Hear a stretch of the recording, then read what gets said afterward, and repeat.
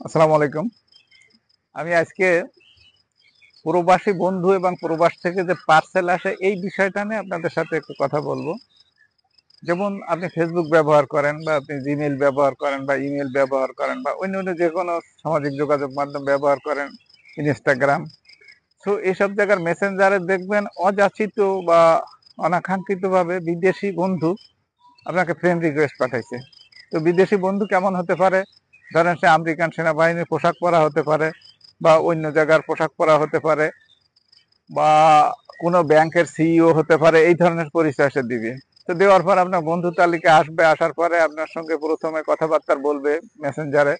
মেসেঞ্জারে কথাবার্তা বলার পর এক পর্যায়ে সে নিজের পরিচয় দিবে, নিজের পরিচয় সে ওইখানে আছে বা অমুক আর্মিতে আছে বা অমুক কোম্পানির সিইও বা অমুকে বলার পরে আপনার ফ্রেন্ড রিকোয়েস্ট তো আপনি অ্যাকসেপ্ট করলেন, কথাবার্তা চলছে। এর এক পর্যায়ে দেখবেন যে সে আপনাকে প্রস্তাব দিবে যে তার কাছে এত ডলার আছে বা এত আছে, এখন এইটা সে আপনাকেই দিতে চায়। তো প্রথম আপনার মাথায় আনতে হবে যে ওই যে উনি যে দেশে বসবাস করে বা তার কি কোনো আত্মীয় স্বজন নাই ওখানে, বা ওই দেশে কি কোনো লোক নাই, বা ওই দেশে কি কোনো দাতব্য সংস্থা নাই যেখানে সে এটা দিতে পারে বা বিনিয়োগ করতে পারে বা করতে পারে, আপনাকে দিবে কেন? এটা প্রথম মাথায় ভাববেন। এরপর সেকেন্ডলি আপনি তার কথায় রাজি হইলেন, নিতে চাইলেন, আপনার ব্যাংক অ্যাকাউন্ট দিলেন, আপনার ডিটেলস দিলেন, আপনার সবকিছু চাইলে দিলেন। দেওয়ার পরে একদিন হঠাৎ সে পাঠাই দিবে, দেওয়ার পরে আপনাকে এয়ারপোর্ট থেকে বাংলাদেশি একটা নাম্বার থেকে আপনাকে ফোন দিবে, দিয়ে হয়তো কোনো মহিলা দিতে পারে, পুরুষও দিতে পারে, উনি নিজেকে কাস্টমস অফিসার পরিচয় দেবে। দেওয়ার পরে বলবে যে আপনার পার্সেল আসছে স্যার এয়ারপোর্টে, তো আপনার পার্সেলটা নিতে এত টাকা লাগবে।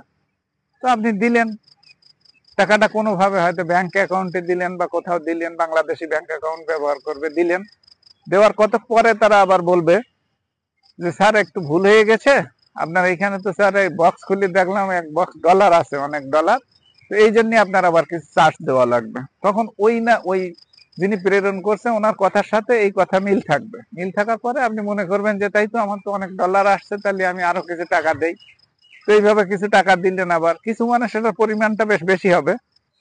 তো দেওয়ার পরে সে আবারও আপনাকে ফোন দিবে, দিয়ে বলবে যে স্যার এইখানে তো প্রায় সবকিছু ক্লিয়ার, কিন্তু কাস্টমস কর্তৃপক্ষ আপনাকে এই জিনিসটা, এই বিষয়টা দিচ্ছে, আরো একটু আপনাকে করতে হবে স্যার।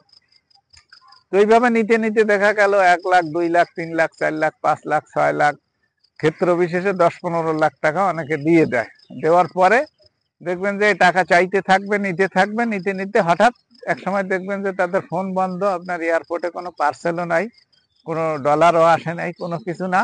পরবর্তীতে তারা যে নাম্বারে যোগাযোগ করছে বা যে আইডিতে যোগাযোগ করছে সেখান থেকে আপনি ব্লক, আপনি ফোন নাম্বার থেকে ব্লক, কোথাও তাদের খুঁজে পাচ্ছেন না। তো এই ক্ষেত্রে আপনাদের প্রতি অনুরোধ থাকবে, বিদেশি বন্ধু বা বিদেশি পার্সেল থেকে সবসময় দূরে থাকবেন, কখনোই এই লোভে পড়ে প্রতারিত হবেন না। এটা অনেকেই প্রতারিত হয়েছেন, যারা এই বিষয় হয়েছে তারা জানে।